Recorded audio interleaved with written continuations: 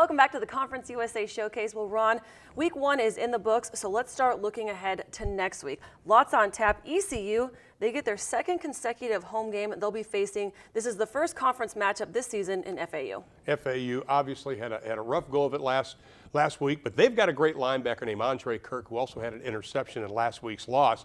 They're good, but they're going to be tested extremely hard by this East Carolina team just because, as we mentioned earlier, about Shane Carden. And just think of the atmosphere.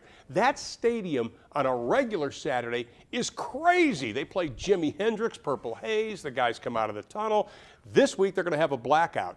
Everybody's going to be wearing black, the fans, the team. Everything's going to be black. Plus, Conference USA makes their debut on FS1, which is a huge deal. 90 million homes. People are going to be watching East Carolina. Tough for FAU, but because East Carolina's on a roll offensively. And Ron, you and I both know there's really no better atmosphere than East Carolina on game day. The fans are incredible. The tailgating's great. That's a fun place to go. Let's stay with our other Florida school. FIU, they're going to be hosting Central Florida. They got the best of them in 2011. Can they do it again? Well, I think Ron Turner obviously has to get his team ready. They had a tough go against Maryland, but watching that Maryland game live, the first half, there were some great signs, including Jake Medlock, their quarterback. I think this guy's going to be a good player, but it's in-state rivals. They beat them last year. This is a must-win situation, I think, right now for Ron Turner and company. Well, let's move back to Texas. UTSA, they get their home opener, the Alamo Dome. They are notoriously selling this thing out. It is a great game day atmosphere, and they're welcoming the Cowboys. Oh, this is going to be a fun game as Oklahoma State makes an appearance.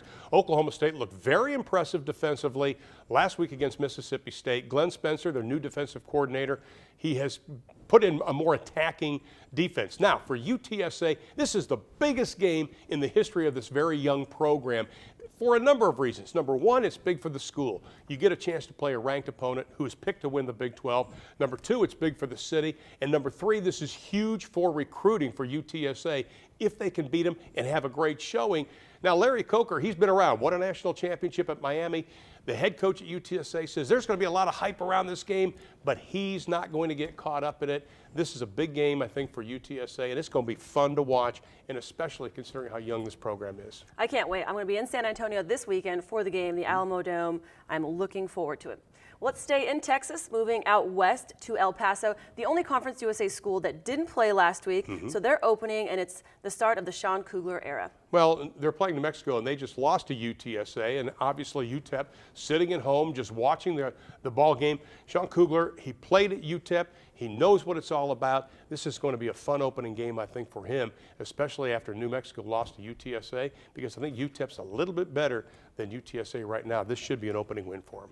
Well, now don't forget to tweet Conference USA Football all of your questions. Ron and I will be answering them throughout the year. Like I said, we do read your tweets and we do read your comments.